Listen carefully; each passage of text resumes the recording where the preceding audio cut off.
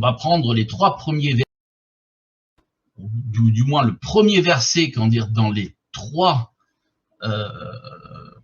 trois évangiles. Donc on a Matthieu 24, 1. Là-dessus, Jésus quitta la cour du temple. Tandis qu'il s'éloignait, ses disciples s'approchèrent pour faire remarquer l'architecture du temple. Alors il leur dit, « Oui, regardez bien tout cela. Vraiment, je vous l'assure, tout sera démoli. Il ne restera pas une pierre sur une autre. » Donc pour Matthieu, j'ai choisi la version Sommer. Et pour les autres, je vous lirai après. Luc 21, 5. Et comme quelques-uns disaient à propos du temple, donc ça c'est Luc qui parle, orné de belles pierres et d'offrandes, il dit, ces choses que vous regardez, pause, des jours viendront où il ne sera laissé pierre sur pierre qui ne soit démoli. Ça c'est la version Neuchâtel. Marc 13. Et comme il sortait du temple, un des disciples lui dit, « Maître, regarde quelle pierre et quel bâtiment. » Et Jésus, répondant, lui dit, « Tu vois ces grands bâtiments ?» Pour l'interrogation. « Il ne sera point laissé pierre sur pierre qui ne soit jeté à bas. » Version Darby. Pour le comparatif des paroles de Jésus-Christ sur la chute de Jérusalem et la fin du monde, j'ai pris respectivement aux 3 évangélistes 3 versions de la Bible différentes afin d'élargir aussi nos connaissances sur les traductions. Ainsi, pour l'ensemble des textes cités, nous aurons la version Sommer pour Matthieu 24, la version de Neuchâtel pour Luc 21 et la version Darby pour Marc 13. 2. Le contexte précédent Matthieu 24 est la longue liste des hypocrites, malheur à vous, que Jésus attribue aux pharisiens dans le temple. Jésus quitte le temple, certainement en colère, après tous ces hypocrites, malheur à vous. Les disciples émerveillés par les bâtiments de Jérusalem tombent sur un Jésus qui va une fois de plus les étonner par ses paroles. Matthieu 23, 29. Donc on prend le contexte de Matthieu pour voir, puisque quand vous prenez le premier verset, là-dessus, Jésus quitta la cour du temple. C'est redit aussi dans Marc, ce n'est pas dit dans Luc.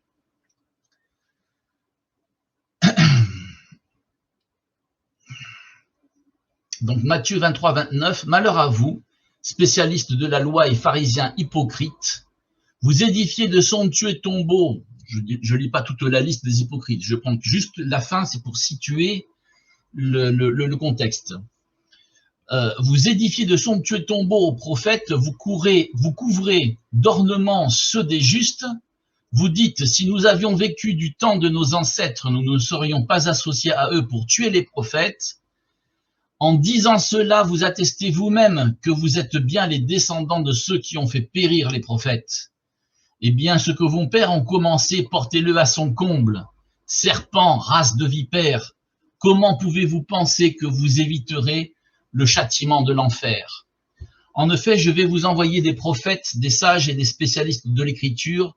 Vous allez tuer ou crucifier les uns, fouetter les autres dans vos synagogues et les persécuter d'une ville à l'autre, pour que retombe sur vous le châtiment qu'appelle le meurtre de tous les innocents, depuis celui d'Abel le juste jusqu'à Zacharie, fils de Baraki, que vous avez assassiné entre le temple et l'autel du sacrifice.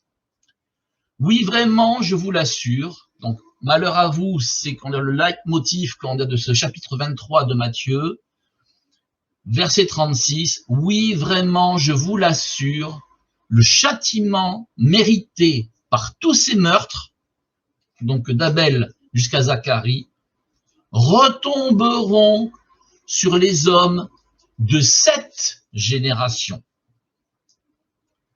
Détail qu'il ne faut pas laisser de côté, c'est très important de dire sur les hommes de cette génération. À Jérusalem, Jérusalem, toi qui fais mourir les prophètes et qui tues à coups de pierre ceux que Dieu t'envoie. Combien de fois j'ai voulu rassembler tes habitants auprès de moi comme une poule rassemble ses poussins sous ses ailes, mais vous ne l'avez pas voulu. Maintenant, en rouge, maintenant, votre maison va être abandonnée et restera déserte. En effet, je vous le déclare, désormais vous ne me verrez plus jusqu'à ce que vous disiez « Béni soit celui qui vient de la part du Seigneur ». Ici, on est déjà dans le contexte de la destruction de Jérusalem, au verset 38, et du retour de Christ, au verset 39. Vous ne me verrez plus jusqu'à ce que vous disiez « Béni soit celui qui vient au nom du Seigneur », sous-entend que nous le reverrons. Quant au verset 38, il prend appui sur le verset 36, où le châtiment doit tomber sur cette génération.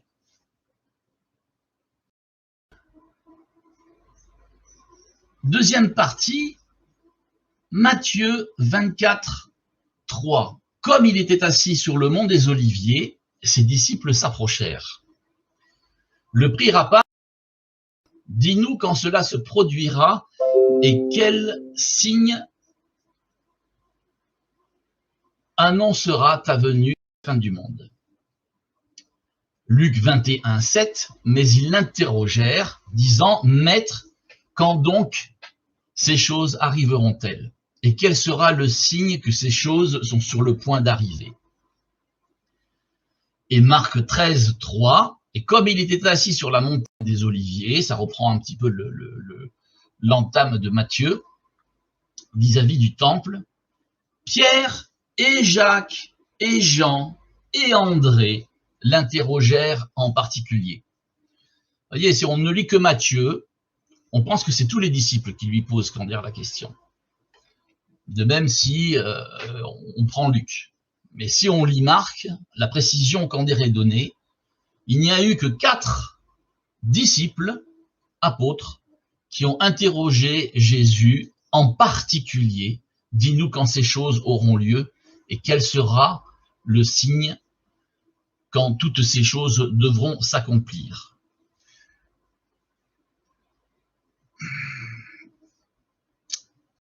Luc 19, 11. Ils écoutaient ces choses et Jésus ajouta une parabole parce qu'il était près de Jérusalem et qu'on croyait qu'à l'instant le royaume de Dieu allait paraître. Vous voyez, la question que posent les disciples, dans l'esprit des disciples, c'était 2 choses qui allaient en définitive être ensemble. C'est-à-dire, dis-nous quand cela se produira. C'est par rapport, aux pierres qui ne devaient pas rester l'une sur l'autre. Et quel signe annoncera ta venue et la fin du monde? Il pensait, qu'en définitive, que le royaume de Dieu allait se déclencher. Et en définitive, c'est dans cette disposition-là qu'il pose, cette question. Les disciples sont dans un état d'esprit où ils pensent que le royaume des cieux est proche et qu'il allait se manifester. Après avoir admiré les édifices qui font la fierté, de son peuple, Jésus leur déclare que tout sera détruit. Devant cette affirmation, certains disciples lui posent 2 questions qui sont pour eux 2 événements qui doivent se dérouler simultanément. Jésus répond par une prophétie future imminente pour les temps présents et par une prophétie longue pour des temps éloignés. La première question légitime est de savoir quand aura lieu la destruction des bâtiments. La deuxième question est sur le signe de son avènement et de la fin du monde. Matthieu est le seul à parler de la fin du monde, tandis que Luc considère que les 2 questions sont étroitement liées. Marc, de son côté, souligne que ce ne sont que Pierre, Jacques et Jean et André qui posent la question dans l'intimité. On remarque qu'à chaque version des évangélistes, un détail est différent sur la manière de présenter, les choses. Il est donc impératif comme réaction de consulter toutes les versions pour comparer les informations apportées. La difficulté d'interprétation de Matthieu 24 tient souvent du fait que nous ne lisons pas les autres versions, ou du moins que nous ne les méditons pas ensemble. Il faut ajouter que certains passages partent du départ de la destruction du temple, puis progressent vers l'avènement du Seigneur. C'est-à-dire que la description n'est pas figée dans le temps sur l'un ou l'autre événement. Il faut bien l'avoir à l'esprit, cette chose-là. Partie 3, Matthieu 24, 4. Jésus leur répondit, faites bien attention. Donc c'est la partie qui a après la question. Donc là, c'est la réponse. Et là, le Seigneur, il a en vue, en définitive, l'aspect, comment dire, de la fin des temps, on va le voir. Donc, du futur éloigné. Jésus leur répondit, faites bien attention que personne ne vous induise en erreur, car plusieurs viendront sous mon nom en disant, je suis le Messie. Ils tromperont beaucoup de gens, vous entendrez parler de guerre, de menaces de guerre. Attention, ne vous laissez pas troubler par ces nouvelles, car cela doit arriver, mais ce ne sera pas encore la fin. Donc ça, c'est le passage. En effet, on verra se dresser une nation contre une nation, un royaume contre un autre. Il y aura des famines et des tremblements de terre en divers lieux, mais ce ne seront que les premières douleurs de l'enfantement. On peut te poser des questions ou pas? À la fin. Ah. À la fin. Les questions à la fin. Ou alors, si vous avez des questions, marquez les questions et on le fera, comment dire, à la fin. Luc 21, 8. Or, il dit, prenez garde que vous ne soyez séduits, car plusieurs viendront en mon nom, disant, c'est moi et le temps est proche. C'est moi et le temps est proche. Parmi les séducteurs. N'allez point après eux. Et quand vous entendrez parler de guerre et de sédition, ne vous effrayez pas, car il faut que ces choses arrivent premièrement, mais ce ne sera pas aussitôt la fin. On voit là qu'on est dans les deux passages, dans Matthieu 24, car cela doit arriver, mais ce ne sera pas encore la fin. Et là, dans Luc, ne vous effrayez pas, car il faut que ces choses arrivent premièrement, mais ce ne sera pas aussitôt la fin. Donc là, on est vraiment dans le contexte, comment dire, de la fin des temps. Or, il leur disait, nation se lèvera contre nation et royaume contre royaume, et il y aura de grands tremblements de terre en divers lieux, des famines et des pestes, ça s'est rajouté par rapport, comment dire, à Matthieu, et il y aura des phénomènes effrayants et de grands signes du ciel. Cette partie, comment dire, de détail n'est mentionnée que par Luc. Marc, cette fois-ci. Et Jésus leur répondit et se mit à dire, prenez garde que personne ne vous séduise, car plusieurs viendront en mon nom, disant c'est moi, et ils enseigneront plusieurs, et quand vous entendez parler de guerre et de bruit de guerre, ne soyez pas troublés, car il faut que ces choses arrivent, mais la fin n'est pas encore. Car nation s'élèvera contre nation et royaume contre royaume, il y aura des tremblements de terre en divers lieux, il y aura des famines et des troubles. Ces choses sont des commencements de douleur. Jésus-Christ voit la fin de toute chose. Le sujet est donc bien celui qui vient juste avant la fin, c'est-à-dire le commencement des douleurs. Jésus sait très bien que cela sera encore long sur un plan humain. Les disciples ne sont pas encore aptes à comprendre tout ce qui est devant eux. Jésus révèle le plan qui est déjà écrit. Les signes du commencement des douleurs de l'enfantement sont la séduction par le mensonge, la guerre, la famine, la peste. On peut ajouter diverses manifestations terrestres comme des grands tremblements de terre. Ces signes qui doivent être avant la fin sont mentionnés dans les 4 cavaliers de l'Apocalypse avec le cheval blanc comme séducteur, puisque comment dire, il est en définitive exactement comme, enfin exactement, presque exactement comme celui qui est, comment dire, dans le chapitre, je crois, 19, où on voit le cavalier blanc, comment dire, arriver. On les distingue simplement par l'arme qu'ils ont. Le premier, comment dire, a un arc, et le second a une épée. Donc on voit là une similitude. Donc c'est le séducteur, celui qui se fait passer pour le Christ, les faux Christ qui sont mentionnés dans le texte. Le cheval rouge pour la guerre, le cheval noir pour la famine, et enfin le cheval verdâtre pour les épidémies. Certains peuvent mettre les épidémies, comment dire, dans le cheval dans le cheval blanc parce qu'une couronne lui a été donnée, c'est franchement une interprétation hasardeuse. Seul Luc parle d'un cinquième élément, qui sont des signes extraordinaires dans le ciel, qui plongeront les habitants de la terre dans l'angoisse, certainement des objets célestes qui viendront percuter la terre, ce qui expliquerait les grands tremblements de terre et la peur des bruits des flots de la mer.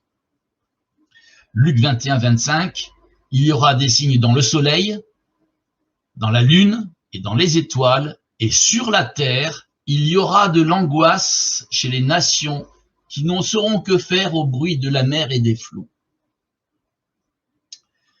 Partie 4. Matthieu 24, 9. Alors on vous persécutera et l'on vous mettra à mort. Toutes les nations vous haïront à cause de moi. À cause de cela, beaucoup abandonneront la foi. Ils se trahiront et se haïront les uns les autres. De nombreux faux prophètes surgiront. Ils tromperont beaucoup de gens parce que le mal ne cessera de croître. L'amour du plus grand nombre se refroidira. Mais celui qui tiendra bon jusqu'au bout sera sauvé. Cette bonne nouvelle du règne de Dieu sera proclamée dans le monde entier pour que tous les peuples en entendent le témoignage. Alors seulement viendra la fin, à souligner. Luc 21, 12. Mais avant tout cela. Donc dans Matthieu, j'ai souligné le « alors on vous persécutera ». Et là, le « alors », il peut induire un petit peu en erreur parce que le « alors », on a l'impression que c'est la suite. Alors que dans Luc, c'est mais avant tout cela, donc avant tous ces événements qui sont commencement des douleurs. Mais avant tout cela, ils mettront leurs mains sur vous et vous persécuteront, vous livrant aux synagogues et aux prisons, et vous serez emmenés devant les rois, les gouverneurs à cause de mon nom. Mais ce sera pour vous l'occasion de rendre témoignage. Mettez donc dans vos cœurs de ne point préméditer votre défense, car moi je vous donnerai une bouche et une sagesse à laquelle tout adversaire ne pourront résister ni contredire. Et vous serez livrés même par vos parents et vos frères et vos proches et par vos amis. Et ils en feront mourir d'entre vous. Vous serez haïs de tous à cause de mon nom. Et pas un cheveu de votre tête ne se perdra. Par votre patience, vous gagnerez vos âmes. Alors là, quand on lit le passage de Luc, ça prend déjà une couleur un petit peu différente. On comprend bien que là, il ne s'agit pas du futur éloigné, mais du futur proche. Marc 13, 9. Mais vous, prenez garde à vous-même. Alors là, c'est en crescendo. Matthieu dit alors. Luc dit, mais avant tout cela. Marc dit, mais vous prenez garde à vous-même. Donc, on s'adresse bien aux apôtres et aux futurs proches. On n'est plus dans les 4 cavaliers de l'Apocalypse. On n'est plus dans les commencements des douleurs de l'enfantement. Mais vous prenez garde à vous-même, car ils vous livreront au Sanhédrin et aux synagogues. On est bien dans le contexte présent et le futur proche. Et vous serez battus et vous serez traduits devant les gouverneurs et les rois à cause de moi, pour leur servir de témoignage. Et il faut que l'évangile soit auparavant prêché dans toutes les nations. Donc à partir du moment où ils sont persécutés, où il y aura la diaspora, maintenant quoi. Hein. Et quand ils vous mèneront pour vous livrer, ne soyez pas à l'avance en souci de ce que vous direz, ne méditez pas votre discours, mais tout ce qui vous sera donné en cette heure-là, dites-le, car ce n'est pas vous qui parlez, mais l'Esprit Saint. Et le frère livrera son frère à la mort et le père son enfant, et les enfants s'élèveront contre leurs parents et les feront mourir. Et vous serez haïs de tous à cause de mon nom, et celui qui persévérera jusqu'à la fin, celui-là sera sauvé. Il est dit dans le contexte du futur proche, et non, dans le contexte du futur éloigné. La partie 4 commence par ce qui arriva aux apôtres, ce qui arrivera aux apôtres disciples et tous ceux qui auront suivi le Seigneur Jésus-Christ. Matthieu entame un alors, Luc avec mais avant tout cela, et Marc précis et commence avec mais vous, prenez garde à vous-même. On est donc dans une autre période. Nous ne sommes plus dans la prophétie qui concerne le futur éloigné, mais dans la prophétie qui concerne le futur proche. Marc est très explicite en annonçant que les disciples seront livrés au Sanhédrin et aux synagogues. Luc rajoute le mot prison, puis devant les gouverneurs et des rois à cause du nom de Jésus-Christ. Cela sera ainsi pour rendre témoignage aux nations. Marc et Luc exhortent à la sérénité et de dire ce que l'Esprit Saint aura à dire sur le moment. La bonne nouvelle sera prêchée au monde entier. 3. La trahison et la persécution sera présente dans les familles et au milieu des frères, ce qui engendrera la mort. Comme Jésus-Christ a été méprisé, les disciples seront haïs de tous et dans ce climat chaotique, les plus persévérants sauveront leurs âmes. Comme dit l'apôtre Paul, Philippiens 3,12, ce n'est pas que j'ai déjà remporté le prix ou que j'ai déjà atteint la perfection, mais je cours pour tâcher de le saisir, puisque moi aussi j'ai été saisi par Jésus-Christ. C'est-à-dire que les premiers apôtres, ils sont devant une situation assez embarrassante, parce qu'ils sont dans la joie d'avoir suivi le maître, ils l'ont reçu, mais des persécutions sont à venir, et il va falloir résister jusqu'à la fin. Et c'est pour ça que ce terme est dit, et celui qui persévérera jusqu'à la fin, celui-là sera sauvé, parce que il va y avoir vraiment un état de persécution. On va le voir dans le reste du message, de l'exposé, mais c'est vraiment quelque chose qui va être très puissant. Vous allez voir, c'est quelque chose de très puissant. Voilà, Matthieu ici a un texte plus progressif. De nombreux prophètes ne sortiront pas tous en même temps. La notion du temps est plus présente avec l'expression,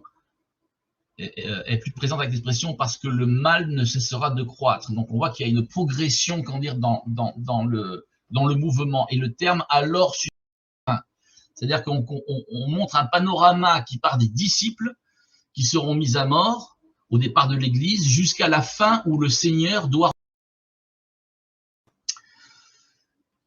Donc on comprend bien qu'on ne parle pas forcément que du départ, on ne parle pas forcément que de l'arrivée, ou quelque chose qui s'approche de l'arrivée, mais on parle d'un panorama élargi, c'est-à-dire du départ jusqu'à la fin. La difficulté dans cette lecture est l'ordre chronologique qui est constamment remis en cause. Des passages désignent clairement la fin, ou ce qui précède dans un futur éloigné ou un futur proche, tandis que d'autres lignes montrent un panorama plus général s'étalant du temps de Jésus jusqu'au temps de son retour. Il faut aussi garder ce verset de l'Ecclésiaste qui dit, c'est deux versets qui sont assez importants à considérer. On les ressortira d'ailleurs dans l'exposé. Ce qui a été, donc c'est Ecclésiaste 1,9, ce qui a été, c'est ce qui sera. Et ce qui s'est fait, c'est ce qui se fera. Et il n'y a rien de nouveau sous le soleil. Alors on connaît bien cette petite partie, il n'y a rien de nouveau sous le soleil, mais il faut avoir le morceau avant. Ce qui a été, c'est ce qui sera. Et ce qui s'est fait, c'est ce qui se fera. Ce verset, en fait, vous savez que souvent les gens disent qu'il y a une double prophétie par rapport à telle chose ou par rapport à telle chose. Et en définitive, on va avoir dans le deuxième verset d'Ecclésiaste un petit renseignement supplémentaire qui va nous faire réfléchir. Donc c'est Ecclésiaste 3,15. Ce qui est a déjà été, et ce qui sera a déjà été, et Dieu ramène ce qui est passé. Ainsi, la trahison, la persécution et la mise à mort seront certainement au rendez-vous. des temps de mensonges et de détresse qu'il y aura, comment dire, dans le futur éloigné. Donc, ce qui s'est fait, comment dire, au temps de Jésus-Christ, au temps de la destruction, comment dire, du temple, c'est ce qui se fera parce que Dieu ramène ce qui est passé. Et ainsi, il n'y a rien de nouveau sous le soleil. Partie 5, Matthieu 24, 15. Quand donc vous verrez l'abominable profanation annoncée par le prophète Daniel, c'est la plus grosse partie, hein. On va voir là maintenant. S'établir dans le lieu saint, que celui qui lit comprenne, alors que ceux qui sont en Judée s'enfuient dans les montagnes. Si quelqu'un est sur son toit en terrasse, qu'il ne tente pas, qu'il ne rentre pas dans sa maison pour emporter les biens qui s'y trouvent, que celui qui sera dans les champs ne retourne pas chez lui pour chercher son manteau. Malheur en ces jours-là aux femmes enceintes et à celles qui allaitent. Priez pour que votre fuite n'ait pas lieu en hiver ni un jour de sabbat, car à ce moment-là de détresse sera le plus terrible de tout ce qu'on a connu depuis le commencement du monde, et jamais plus on ne verra pareille souffrance.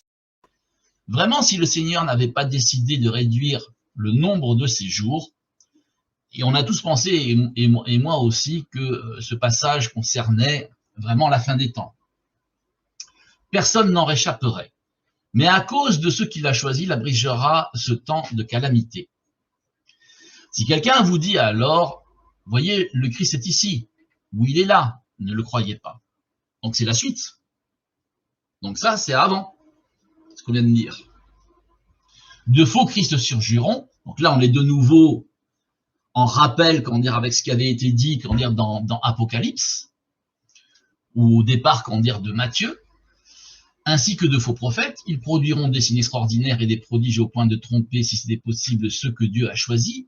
Voilà, je vous ai prévenu. Si l'on vous dit, regardez, il est dans le désert, et n'y allez pas.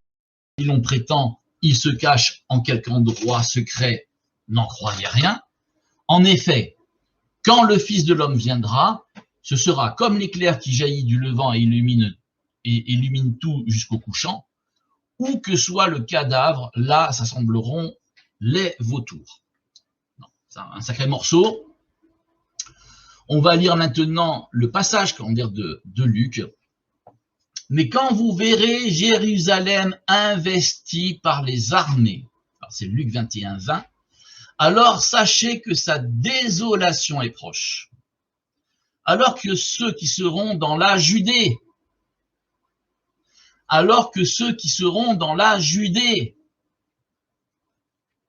voyez, fuient dans les montagnes, et que ceux qui seront au milieu de Jérusalem se retirent, et que ceux qui seront dans les campagnes, vous voyez que le départ, que ce soit quand dire Matthieu, que ce soit Luc, on va le voir après avec Marc, le point le genou, le point d'ancrage, c'est quand vous verrez l'abominable profanation annoncée par le prophète Daniel. Luc dit quand vous verrez Jérusalem investie par les armées, alors sachez que sa désolation est proche. On parle aussi quand de Daniel. Et Marc dit quand vous verrez l'abomination de la désolation établie où elle ne doit pas être, que celui qui l'y comprenne. Alors que ceux qui sont en Judée. Et en fait, si on regarde le texte, à chaque fois, on a alors que ceux qui sont en Judée pour Matthieu, alors que ceux qui seront en Judée pour Luc, et alors que ceux qui sont en Judée s'enfuient pour Marc. On a 3 fois exactement, comment dire, la même expression, alors que ceux qui seront en Judée fuient dans les montagnes, et que ceux qui seront au milieu de Jérusalem se retirent, et que ceux qui seront dans les campagnes n'entrent point dans la ville. Car ce sont là des jours de châtiment, afin que s'accomplissent toutes les choses qui sont écrites. On va voir quelles sont les choses qui sont écrites, et vous allez voir que c'est...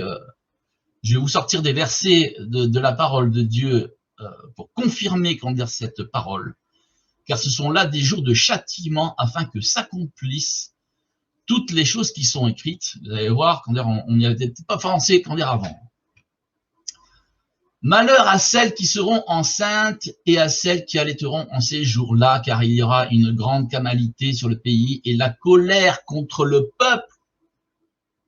Le peuple, maintenant, là, le peuple, au temps de Jésus, ils tomberont sous le tranchant de l'épée, ils seront emmenés captifs chez toutes les nations. D'abord, ils seront persécutés devant les gouverneurs, et après, ils seront emmenés captifs, il y aura la diaspora.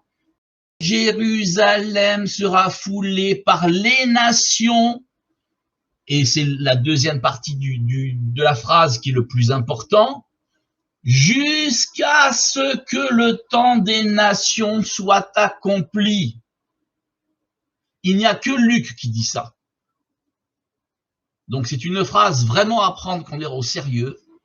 Et Jérusalem sera foulée, après l'explication qu'il donne, et Jérusalem sera foulée par les nations jusqu'à ce que le temps des nations soit accompli, c'est-à-dire le temps de la grâce. Marc 13, 14. Et quand vous verrez l'abomination de la désolation établie où elle ne doit pas être, que celui qui lit comprenne. Donc il y a une insistance, chez Matthieu et chez Marc, que celui qui comprenne fasse attention, que celui qui lit comprenne. Alors ceux qui sont en Judée s'enfuient dans les montagnes et sur le toit, on passe. Et alors si quelqu'un, et si le Seigneur n'eût abrégé ses jours, nul chair n'eût été sauvé, mais à cause des élus qu'il a élus, il a abrégé ses jours. Parce que si finalement, on va le voir, à ce moment-là, il y avait une persécution encore plus forte, finalement, il n'y aurait eu personne pour continuer la route et évangéliser. Donc Dieu, il a fallu à ce moment-là qu'il réduise les jours et la persécution pour qu'il y ait des survivants et pour que la parole puisse être prêchée aux nations. Et alors si quelqu'un vous dit voici le Christ est ici, c'est la suite.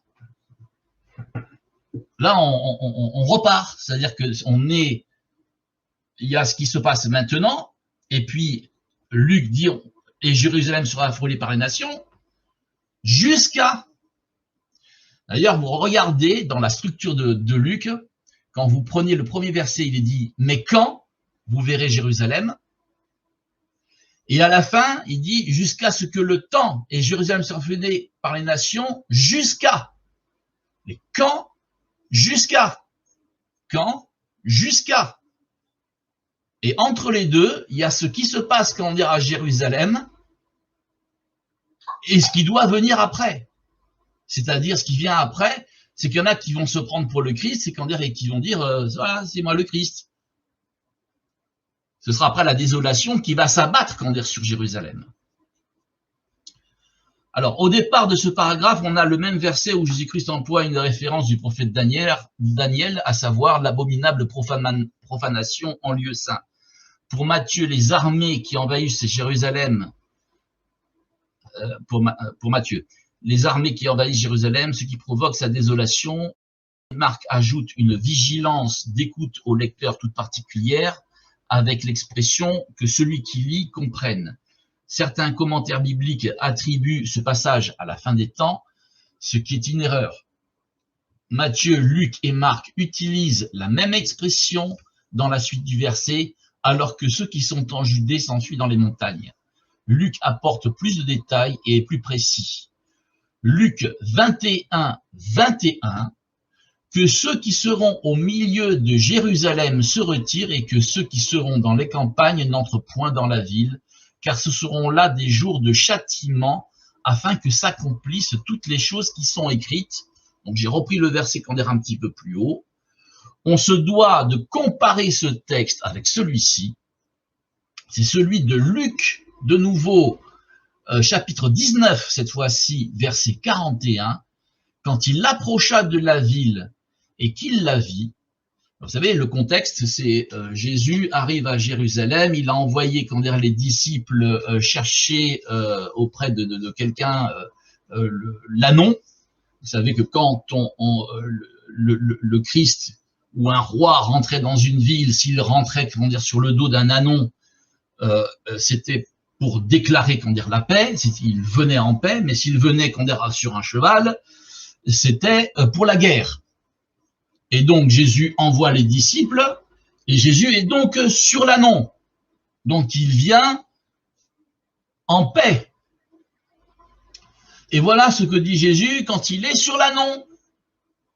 Quand il approcha de la ville et qu'il la vit, Jésus pleura sur elle et dit, je crois que c'est la deuxième fois dans la Bible où il est marqué Jésus pleura. Si seulement tu avais toi aussi reconnu aujourd'hui ce qui peut te donner la paix. Mais maintenant, cela est caché à tes yeux. Des jours viendront pour toi où tes ennemis t'entoureront d'ouvrages fortifiés, t'encercleront et te serreront de tous côtés. Ils te détruiront, toi et tes enfants au milieu de toi. Ils ne laisseront pas en toi, parce qu'on peut penser à la rigueur que c'est les temps futurs, mais la fin du verset clôture le débat, et ne laissera pas en toi pierre sur pierre, parce que tu n'as pas reconnu le moment où tu as été visité.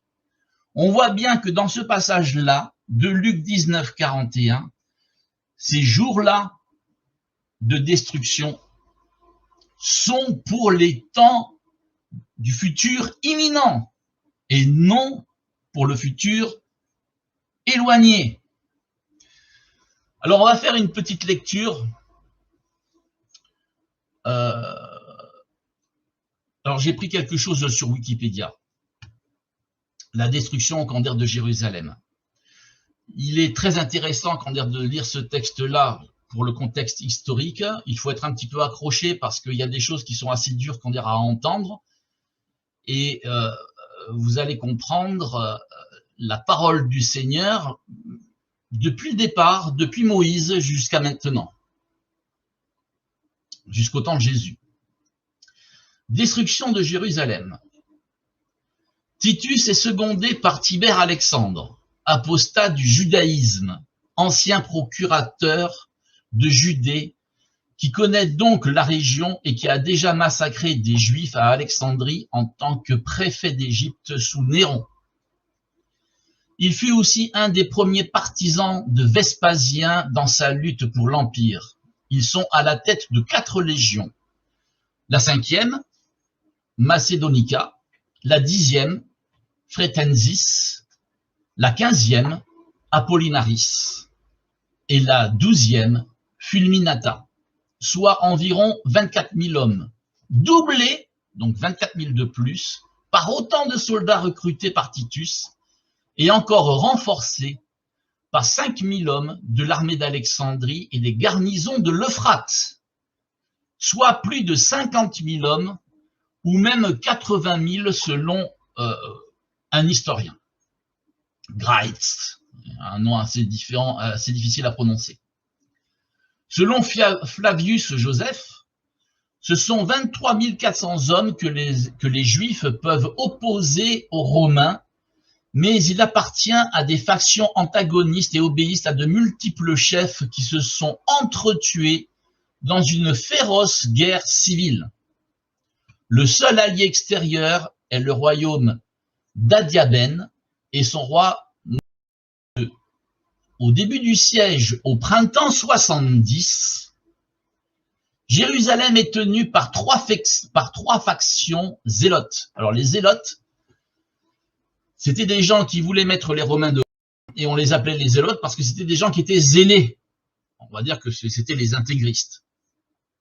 Dirigés par Éléazar ben Simon, un autre des vainqueurs de Beth-Horon, dont la forteresse est la cour intérieure du temple. Simon Bar-Joria, qui tient la ville haute et la partie de la ville basse, et Jean de Jichala, qui tient le mont du temple. Donc, Jérusalem était divisée en 3 parties, et on a 3 chefs zélotes qui sont, comment dire, dans Jérusalem. Selon Tacite, ce n'était entre eux que combat, trahison, incendie. Une partie du blé avait été dévorée par les flammes. Titus met donc le siège devant Jérusalem peu avant la Pâque 70. Il a avec lui 4 légions qu'il dispose d'abord sur les collines entourant Jérusalem, le mont Scopus et le mont des Oliviers. Malgré la gravité de la situation, les Juifs ne s'entendent toujours pas. C'est-à-dire qu'il n'y a pas de coalition entre eux pour s'opposer aux Romains. Et j'en profite de ce que Éléazar laisse les pèlerins venir au temple célébrer la Pâque, imaginez-vous, pour y introduire ces hommes et s'en emparer, éliminant ainsi Éléazar. Titus fit alors aplanir le terrain au pied des remparts de façon à en faciliter l'approche et construire des élopoles. Ce sont des tours roulantes à même hauteur que la forteresse, qui permet à l'armée de s'attaquer au nouveau rempart de la ville neuve, le moins haut des murs d'enceinte, situé au nord de Jérusalem. Le 5 mai, c'est daté, mais pourtant on va dire que c'est l'histoire basique. Le 25 mai 70, les troupes romaines peuvent le franchir. Plus de 5 jours plus tard, le 30 mai, s'emparer du second rempart de la ville neuve jusqu'au pied de la forteresse Antonia, tenue par Jean de Gichala.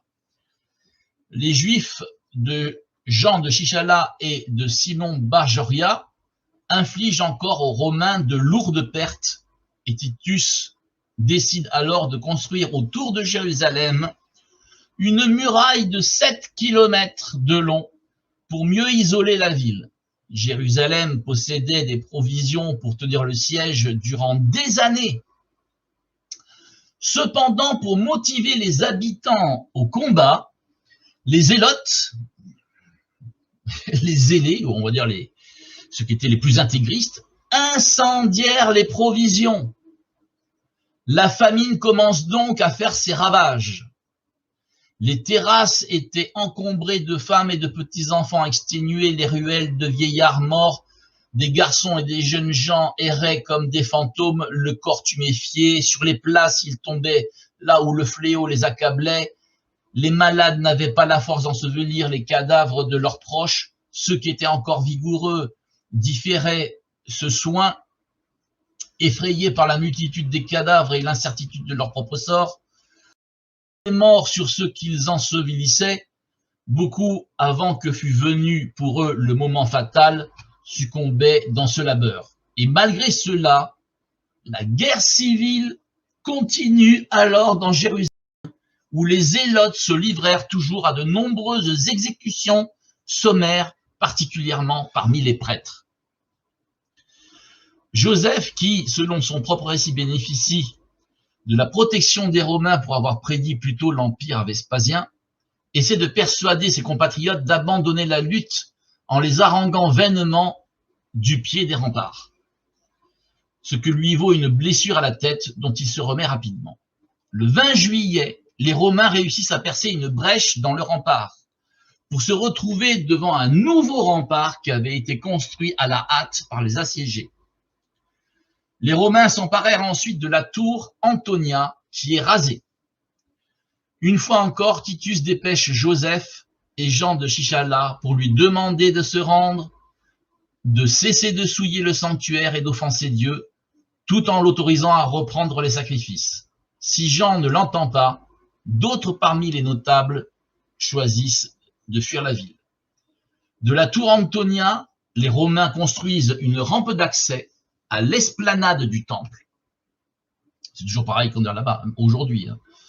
Quand vous y allez, vous avez une rampe qui monte à l'esplanade du temple. Et progressant malgré la résistance des Juifs qui, pour les repousser, donc les Juifs, pour repousser les Romains, ont mis les faits à leur propre porte.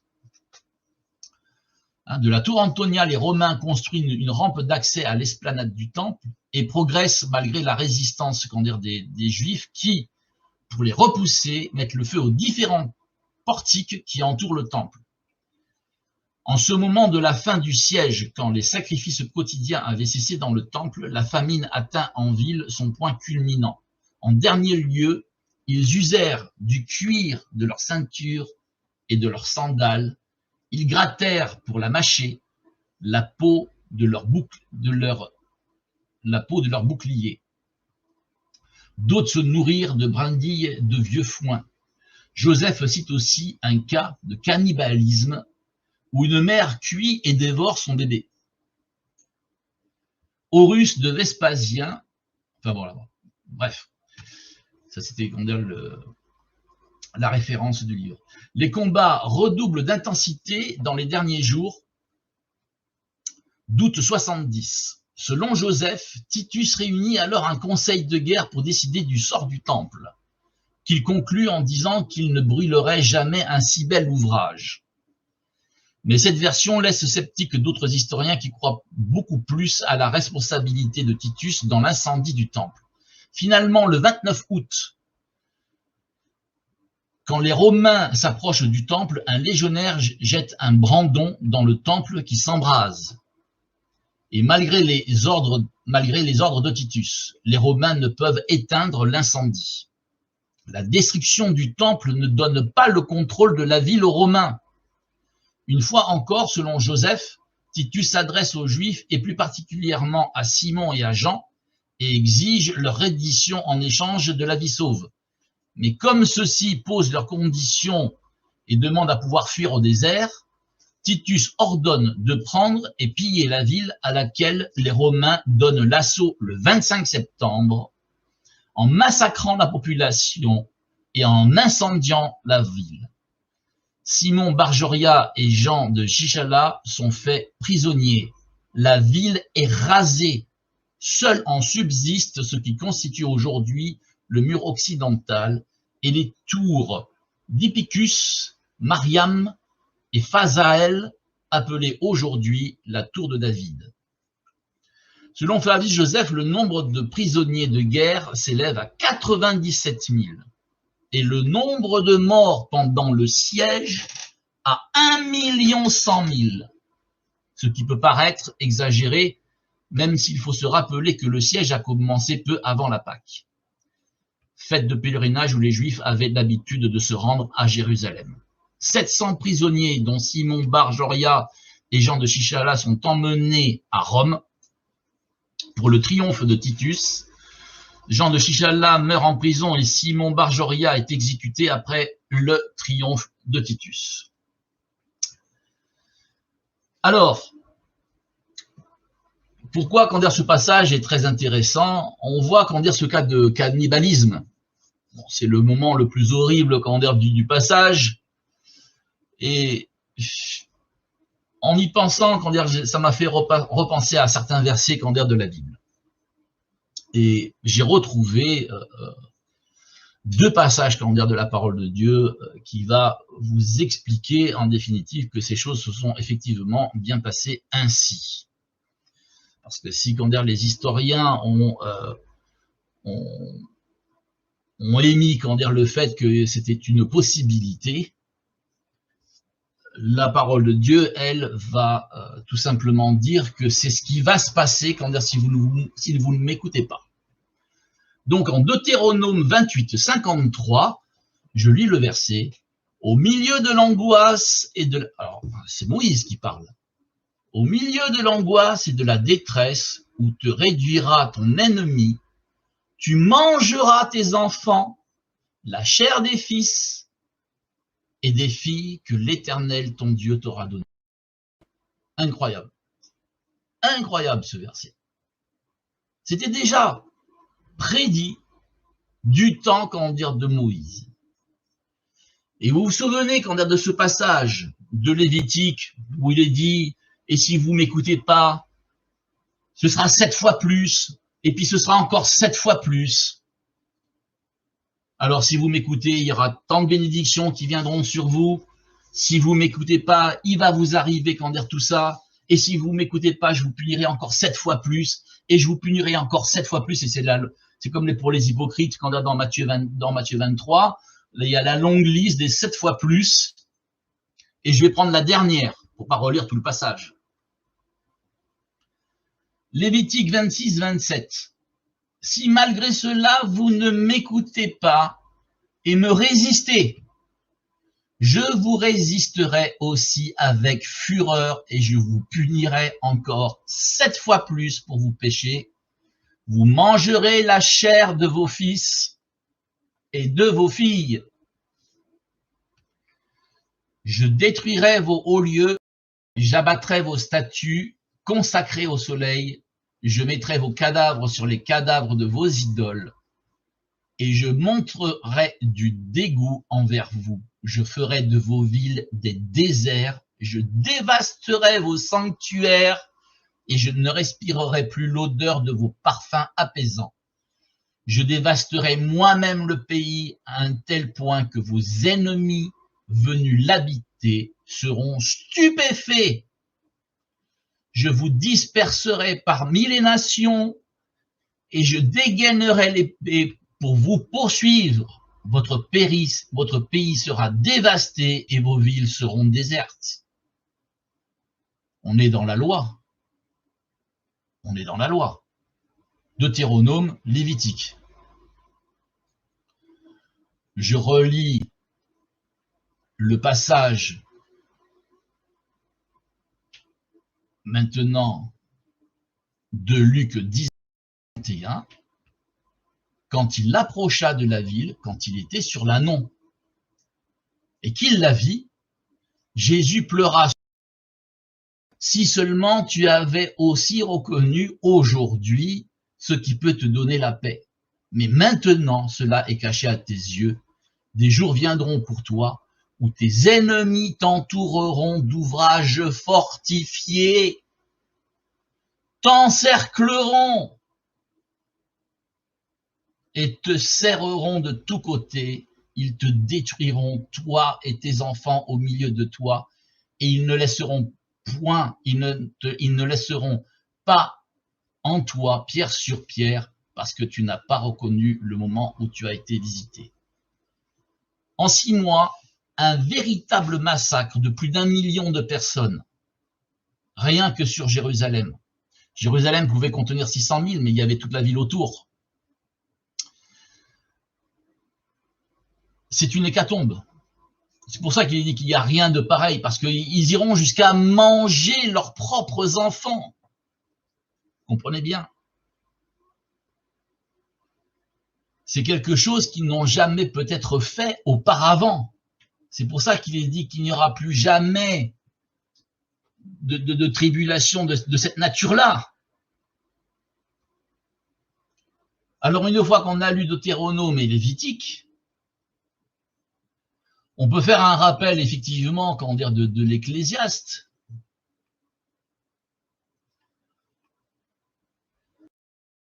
C'est ce qui sera, et ce qui s'est fait, c'est ce qui se fera. Et il n'y a rien de nouveau sous le soleil. Ou ce qui est a déjà été, et ce qui sera a déjà été, et Dieu ramène ce qui est passé.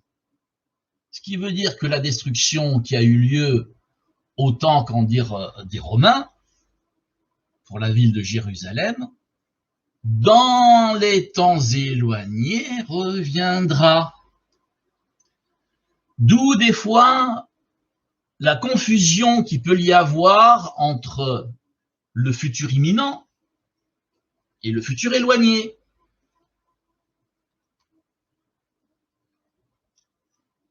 On continue. Apocalypse 17:15. Pour confirmer ce que je viens de dire. L'ange me dit ensuite, les eaux que tu as vues, là où est assise la prostituée, représentent des peuples, des foules, des nations et des langues. Mais les 10 cornes que tu as vues, ainsi que la bête, prendront la prostituée en haine. Elles la dépouilleront de tout ce qu'elle a et la laisseront nue. Elles dévoreront ses chairs et la consumeront par le feu.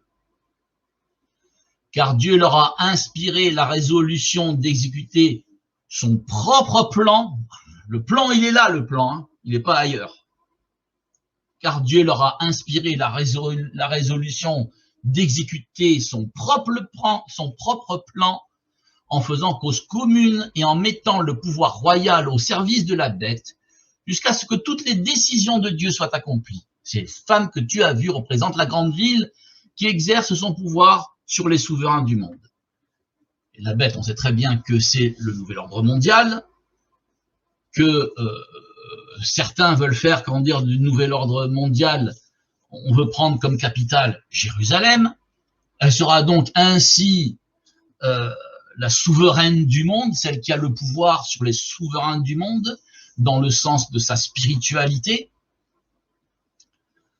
Et cette femme-là, comme du temps, comment dire, des Romains à l'époque, ce qui a été, c'est ce qui se fera. Ils la laisseront nue, ils la dépouilleront, ils dévoreront ses chairs et la consumeront par le feu. Tout simplement. Alors, il faut effectivement, après, quand dire dans ce passage, dire un petit mot quand même sur le premier verset qui avait été cité, c'est-à-dire le verset, quand dire, de Daniel, parce que, comment dire, c'est l'articulation, comment dire, du texte. L'articulation du texte, on le reprend.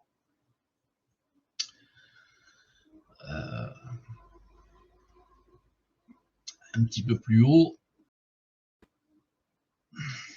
Et quand vous verrez l'abomination de la désolation, mais quand vous verrez Jérusalem investie par les armées, quand vous verrez l'abomination prophétique annoncée par le prophète Daniel s'établir dans le lieu saint, que celui qui lit comprenne.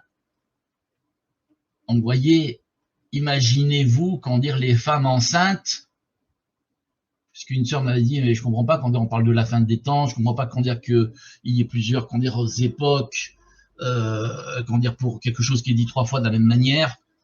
En définitive, il y a le futur imminent, il y a le futur éloigné, et je pose la question, les femmes enceintes, qu'elles soient, comment dire, du temps, comment dire, sous les Romains, ou qu'elles soient, comment dire, du temps, comment dire, où la prostituée, comment dire, sera comment dire, dépouillée, les pauvres femmes enceintes, comment dire, je vais vous dire, voilà quoi, ce ne sera pas évident pour elles.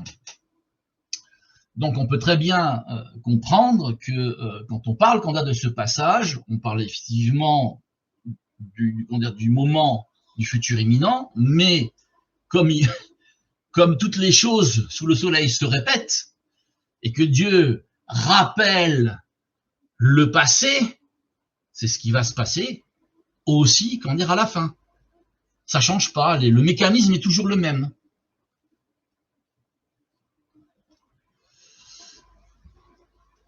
Donc le passage, comment dire, de Daniel,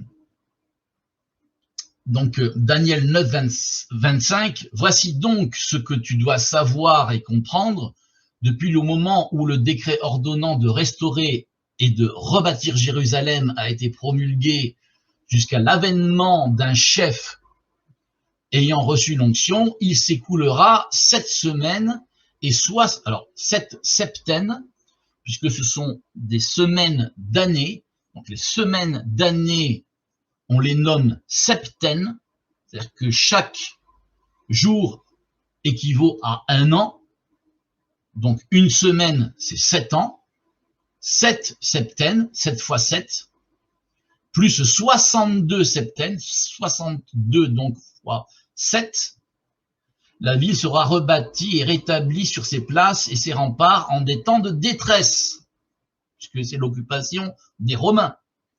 À la fin des 62 septaines, un homme ayant reçu l'onction sera mis à mort. C'est le Christ, bien qu'on ne puisse rien lui reprocher. C'est l'homme parfait. Quant à la ville et au sanctuaire, ils seront détruits par le peuple d'un chef. Par le peuple d'un chef. Pas par un chef. Par le peuple d'un chef qui viendra, mais sa fin arrivera, provoquée comme par une inondation, et jusqu'à la fin séviront la guerre et les dévastations qui ont été décrétées. C'est ce que Luc dit, jusqu'à la fin, jusqu'au temps où la fin des temps des nations.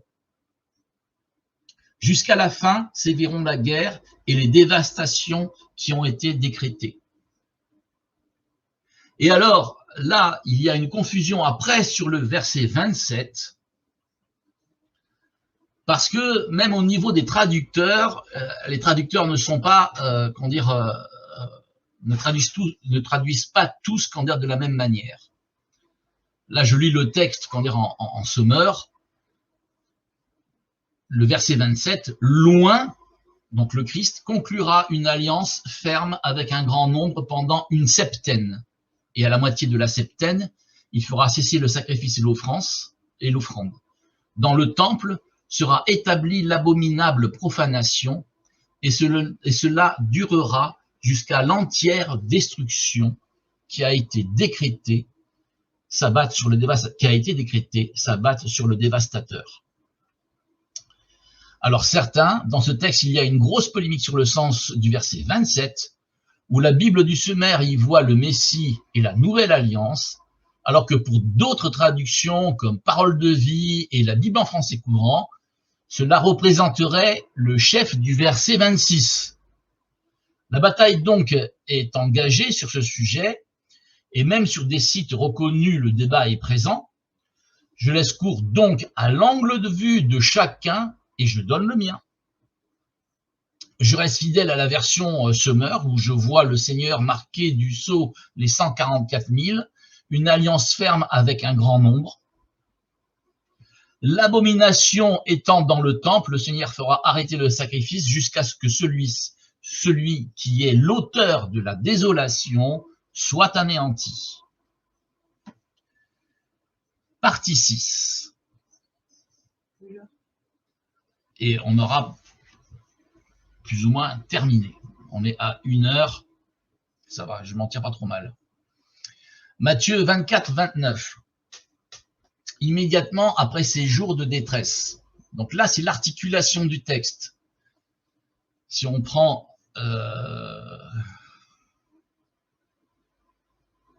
Ouais.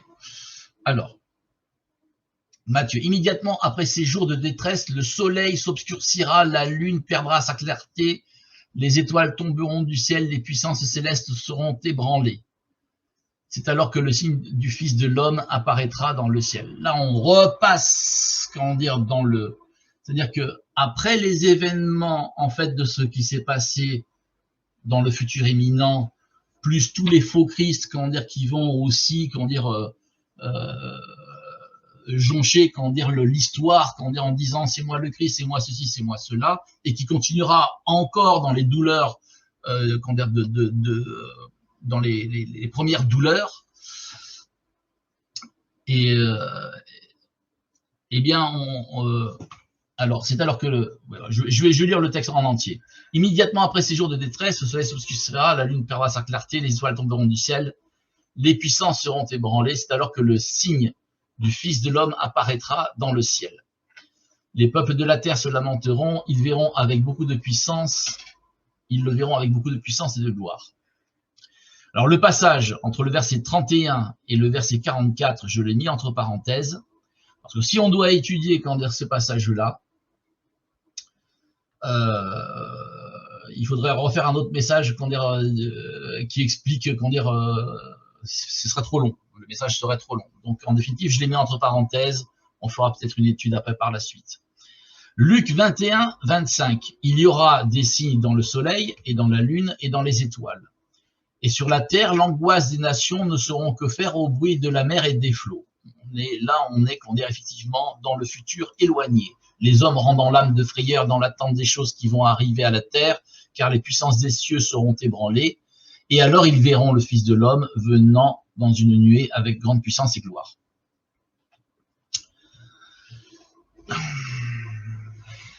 Alors, en vérité, là, on a ce passage, qu'on retrouve aussi dans Matthieu et qu'on retrouve dans Luc. On a ce fameux verset. Vraiment, je vous l'assure, cette génération-ci ne passera pas avant que tout cela ne commence à se réaliser. C'est pour les temps éloignés. C'est immédiatement après ces jours de détresse. Il faut donc que le temps des nations s'accomplisse, comme Luc l'a dit, jusqu'à ce que temps des nations soit accompli. Une fois que le temps des nations est accompli, de suite après, à ce moment-là, il y aura des signes dans le soleil et dans la lune et dans les étoiles. Et sur la terre, l'angoisse des nations. Là, on entre, comment dire, dans l'Apocalypse, comment dire, et dans les sceaux, les coupes, les 7 tonnerres, comment dire, et les 7 coupes à la fin, et les 7 avant les 7 tonnerres. Et on le revoit aussi, ce passage donc dans Luc, et en vérité, je vous lis, cette génération ne passera point que toutes ces choses n'arrivent. Certains se disent, mais bon, il se passe rien, comment dire, Israël, comment dire, 47, 48, plus 70, ça fait 17, 18, et maintenant on est encore en 2021.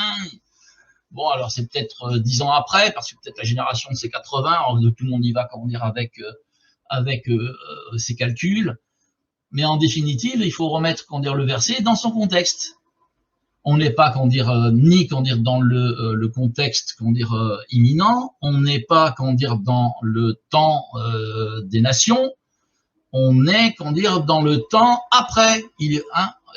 Juste après ces choses. C'est ce que dit, comment dire, Matthieu. Immédiatement après ces jours de détresse, le soleil s'obscurcira. Luc dit, il y aura des signes dans le soleil.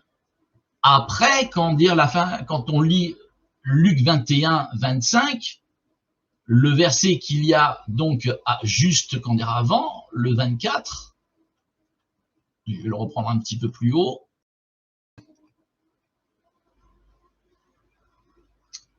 Je vais le prendre éventuellement ici, voilà, c'est encore mieux. Alors, verset 24, ils tomberont sous le tranchant de l'épée, ils seront emmenés captifs chez toutes les nations, et Jérusalem sera foulée par les nations, jusqu'à ce que le temps des nations soit accompli. Et une fois que le temps des nations est accompli, il y aura des signes dans le soleil, et dans la lune, et dans les étoiles, et sur la terre. Et c'est cette génération-là qui vivra les tribulations, qui ne passera pas. Or, le 47-48, quand l'Israël s'est refait, on n'est pas, comment dire, dans le temps à la fin des nations. On est encore dans le temps des nations. Et c'est pour ça que ça colle pas. Et c'est pour ça qu'on cherche, comment dire, à comprendre, comment dire, ce verset. Mais on ne peut pas le comprendre si on ne met pas le verset dans son contexte.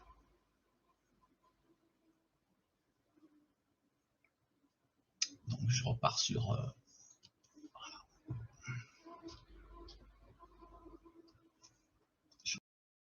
Le texte, ce que j'ai écrit est tellement long qu'il faut que je joue, qu'on dirait, avec la roulette. Donc on l'a donc en Matthieu.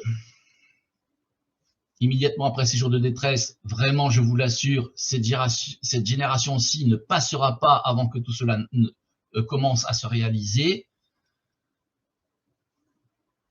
Et puis après, bon, vous connaissez, quand dire, le passage. Pour cette même raison aussi, tenez-vous prêts, car c'est un moment que vous n'auriez pas imaginé que le Fils de l'homme viendra. Ça, c'est pour clôturer, quand dire Matthieu.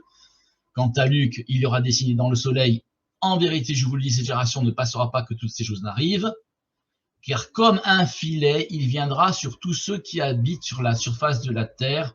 On parle de, en définitive, l'assoupissement qui vient, quand dire, sur les nations. Marc fait exactement la même réplique, mais en ces jours-là, après cette tribulation, le soleil sera obscurci.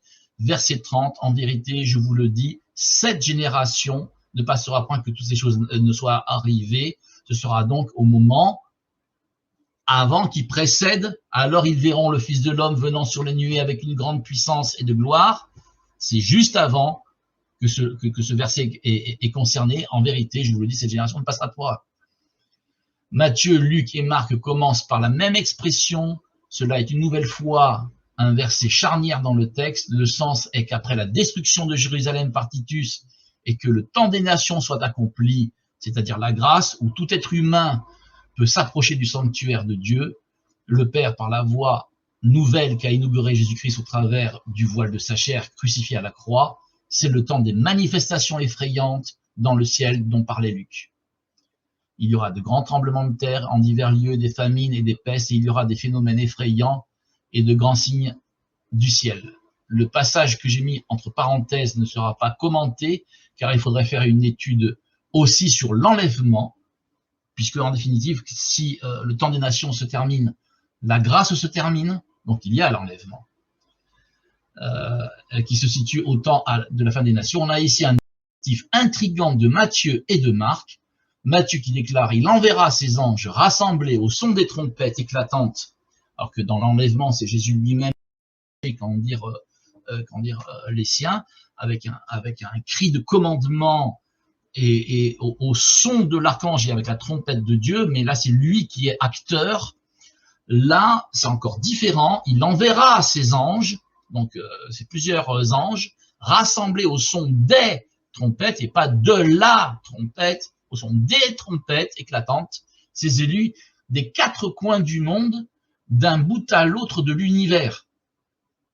Et alors il enverra, alors Marc il dit, et alors il enverra ses anges, il rassemblera ses élus des quatre vents, depuis le bout de la terre jusqu'au bout du ciel.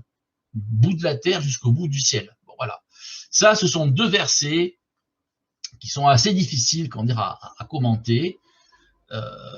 Je les ai mis parce qu'il faut les mettre et méditer dessus. Je n'ai pas la prétention pour l'instant de donner une approche sur ces versets-là. Mais bon, voilà, je les ai quand même lus parce qu'ils étaient importants. Parce qu'ils se distinguent ils se distinguent en définitive. Certains pensent que c'est l'enlèvement, d'autres ne pensent que ce n'est pas l'enlèvement comme moi. On a l'impression que Luc fait l'impasse sur certains détails, mais en fait, alors là je passe à un autre sujet, on a l'impression que Luc fait l'impasse sur certains détails, mais en fait, il faut lire le texte, celui-ci au chapitre 17, puisque Matthieu 24 et Marc 13 parlent de ces anges qui rassemblent les élus. Luc, lui, ne le fait pas. Par contre, Luc, au chapitre 17, cette fois-ci, c'est les pharisiens qui vont demander à Jésus quand est-ce que le royaume de Dieu va venir. Donc Luc 17, 20, les pharisiens lui ayant demandé quand le royaume de Dieu viendrait, c'est-à-dire la même question que finalement les apôtres ont posée à Jésus, il leur répondit « Le royaume de Dieu ne vient point de manière à être observé. » Et l'on ne dira point « Voici, il est ici » ou « Voici, il est là ». Car voici, le royaume de Dieu est au milieu de vous. En définitive, ce sont tous ceux qui croient au Seigneur Jésus-Christ, puisque Jésus est la lumière du monde, mais il dira dans un autre verset « Vous êtes la lumière du monde ». Parti de ce principe, et sachant qu'en Apocalypse, il a fait un royaume de rois et de sacrificateurs, en prévision de ces choses-là, nous sommes le royaume de Dieu sur la terre. Mais il dit aux disciples, des jours viendront où vous désirerez voir un des jours du Fils de l'homme et vous ne le verrez point. Et on vous dira, voici il est ici, voici il est là, n'y allez point et ne courez pas après.